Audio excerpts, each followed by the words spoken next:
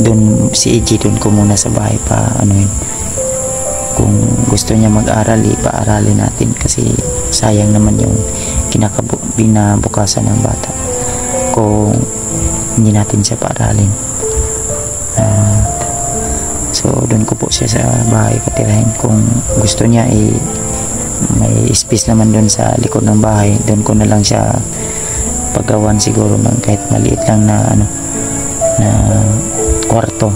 So yun, mapagpalang araw mga tol, no? Kumusta po kayo dyan? So yung mga tol,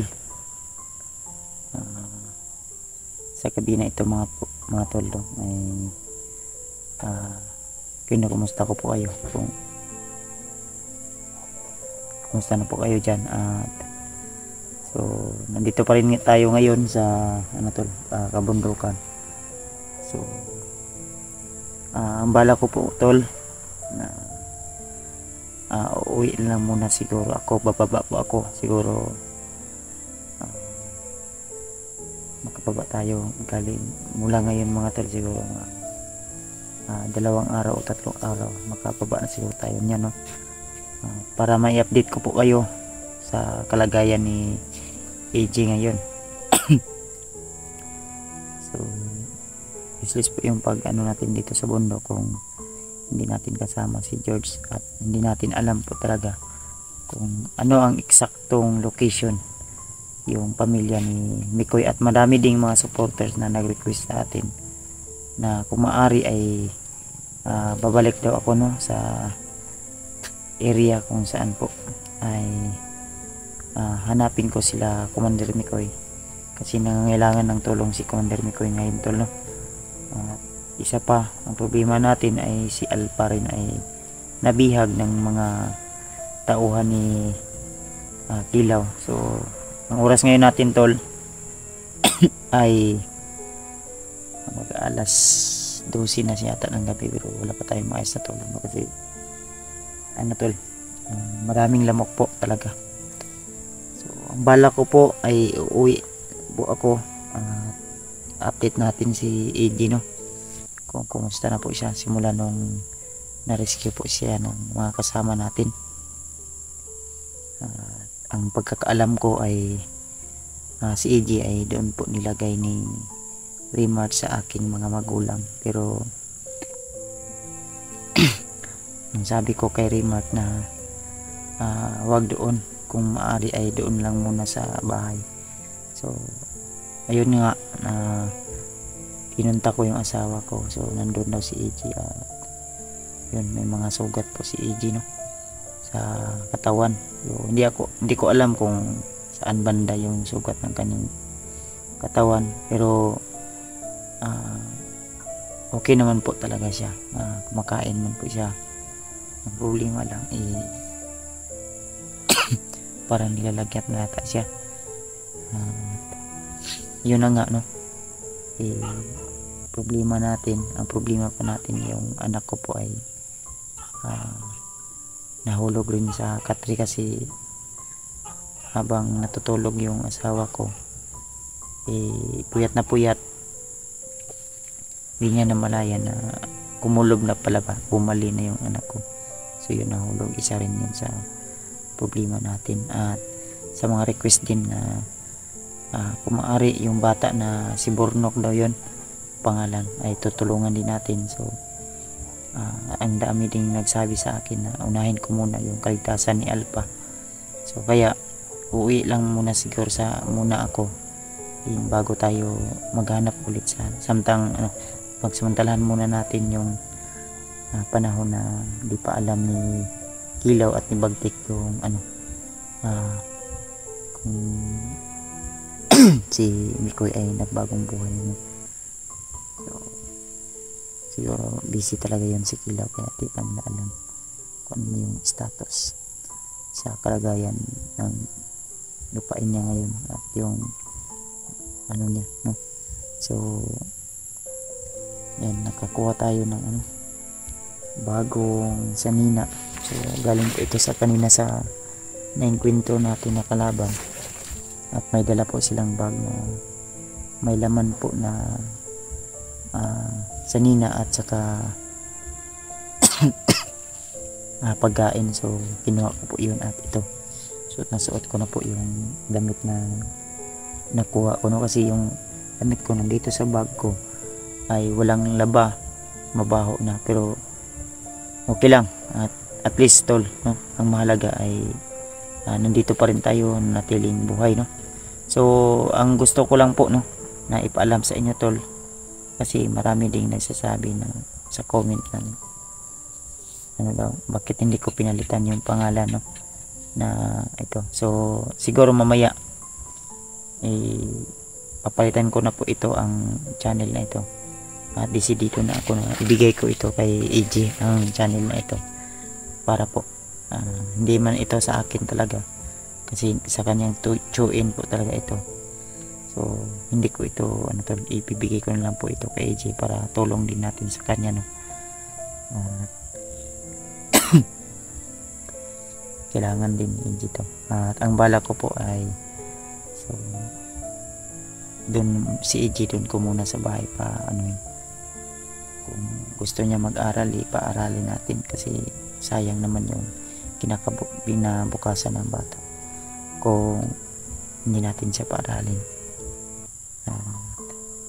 So dun ko po siya sa bahay patirahin. Kung gusto niya may space naman doon sa likod ng bahay, doon ko na lang siya paggawan siguro ng kahit maliit lang na ano, na kwarto, na pwede niya pong doon siya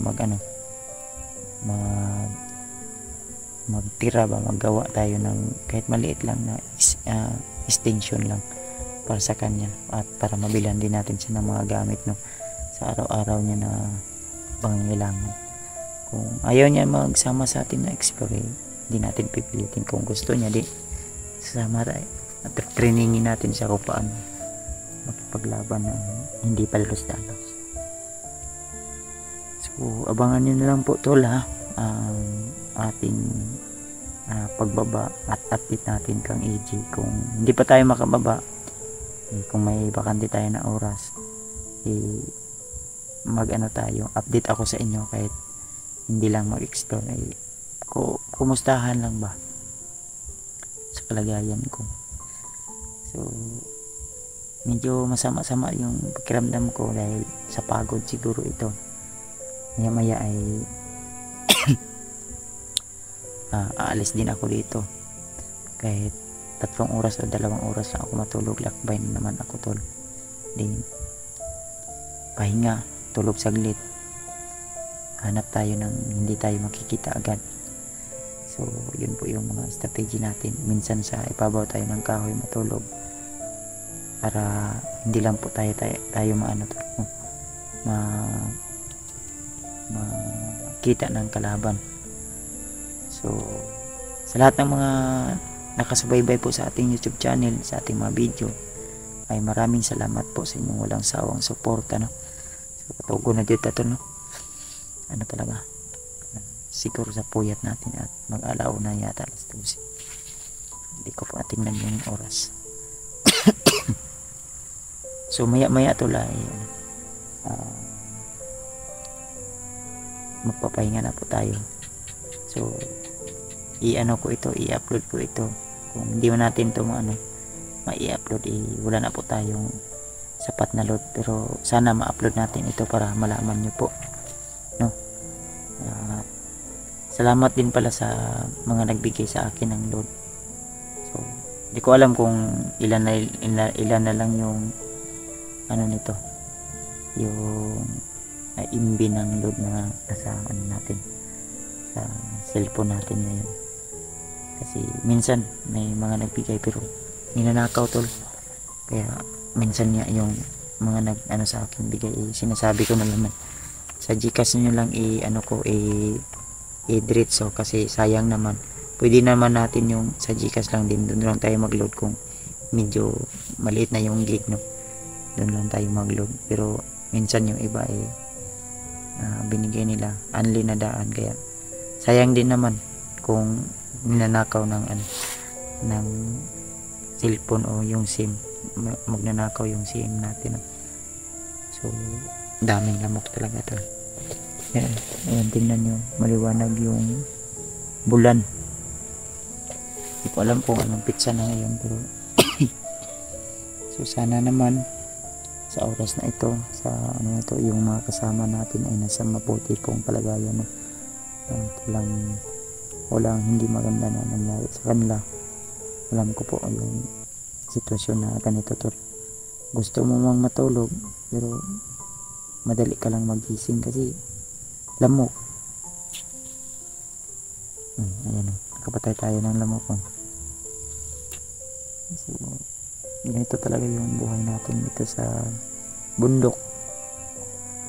Kaya mas maganda sana kung may kasama tayo, kasi may kausap tayo. Minsan nga ako nagsasalita na ako na mag-isa, pinakausap ko yung sarili ko kung bakit ano, parang nabuang na yata ako, tol. Kasi minsan sinasabihan ko, kaya pa natin to, huwag kang susuko hanggat may Panginoon, may Diyos na gumagabay sa atin. Laban tayo. Alam ko na may pamilya pa ako na naghihintay sa akin, kaya ingat-ingatan po tayo lagi, no? Ganito talaga yung buhay, tol. Kailangan natin magsakripisyo, kailangan natin magiging matatag, kailangan naging alerto. Kahit sa anong oras, no, anong oras ay anytime ay pwede tayong mapapahamak o pwede tayong mabawian ng buhay. Kaya yung pinakamabisa nating sandata dito ay manalangin, tumawag sa Panginoon, humingi ng tawad, humingi ng sorry o ano, tol, para at minsan man lang ay yung mga kasalanan natin ay mababawasan. Kasi di naman tayo perfecto dito sa mundo, dahil lahat tayo may mga kasalanan, may mga pagkakamali, pero maintindihan po yan ng Panginoon kung tayo po ay marunong magpagkumbaba at marunong po tayo humingi ng manalangin tayo sa Kanya, humingi ng tawad kung ano mo yung mga nagawa natin, no? So yun talaga ang plano ko, pababa talaga ako. So kung hindi man tayo abutan ng 3 araw, 4 na araw, o 2 araw, 1 araw, so sana ang panalangin ko lang ay ligtas po tayo lagi at hindi tayo magpapahamak, no? So katugo na yun ko to la, pasensya na talaga kayo. So di ko na lang po taason ni I hope na dumating ka hanggang dito sa video na ito. Maraming salamat, kahit isang like lang, isang share ay malaking tulong na po to, no, sa atin, lalo na sa channel ko, Kuya Pads Adventure. At siyempre ito, papalitan natin ng pangalan, AG Adventure na po ito, tol, simula ngayon. So ganito, suportahan din natin yung iba nating mga kasama, no, kahit marami mang mga gusto manghila sa atin o sisirain yung pangalan natin o mga parinig na mga salita, hanggat nariyan kayo ay alam ko na hindi nyo ako pababayaan at patuloy po ako sa aking mga ginagawa, at alam ko na marami po akong tagahanga na napasaya. Yun, bawat isa sa inyo, tol, ay mahalaga sa akin, kaya nandito ako ngayon para lang po makatulong po sa iba, no? So yun na muna siguro yung update natin sa kalagayan ko ngayon. I hope na naintindihan nyo po sa mga request na hindi natin natutupad. So ayan, at pag uwi ko po sa bahay, pagbalik ko sa bundok, ay yung malaki bag na yun yung gamitin natin para kung sakaling man may mga dala tayong pagkain ay doon natin ilagay. Saka kailangan marami tayong dalang pagkain, kasi kung wala tayong dalang pagkain, pag may mga kasama tayong gutom, kailangan pa nating pakainin yun. Saka kailangan kompleto yun, may mga gamot para para sa mga kaibigan natin. Kasi hindi biro talaga kung umakyat ka ng bundok, tol. Kailangan may mga kumplito ko pang gamit, no. So yun na muna siguro yung ano natin, kasi natulog pa tayo saglit, no, kahit 2 oras lang o 3 oras. Pero yung 3 oras na yan ay hindi tuloy-tuloy yan. Minsan ano ka, kasi hindi pwede tulog-tulog ka talaga dito na matagal. Kailangan tulog 10 minutes mata na naman. Pag ano, minsan nga matutulog ako, pagtulog ko parang may mga ingay, so masid ako saglit, lipat na naman. Yun po yung estilo ko na talaga, kasi baka mahuli tayo. Sino yung magliligtas sa atin? Yung iba nating kasama ay nasa malayo, wala tayong ibang kakampi dito kundi ako lang at yung sarili at tiwala sa Panginoon. Kaya laban lang tayo, tol, hanggat nariyan po kayo, hanggat sinusuportahan niyo po ako sa aking mga bawat video, ay tuloy po tayo. So yun lang po muna, at asahan ko po sa inyo, tol, na hindi po kayo magbabago sa akin at mainit pa rin yung mga pagpapanood nyo sa aking mga video. So see you the next video po, mga tol, at asahan ko po sa inyo yung suporta nyo ay ganun pa rin. Bye bye, mga tol, sa mga bata dyan, sa mga ate, sa mga kuya, lolo, lola, nanay, tatay, mga ate, tita, tito, ayan, mega love shoutout sa inyo lahat. Ayan, sa iyo ninong, shoutout po sa inyo lahat. So mapagpalang umaga, mapagpalang araw po sa inyo lahat. Ingat lang po lagi tayo sa ating mga ginagawa sa ating buhay, no. So see you the next video po natin, or live pon. So bye bye po.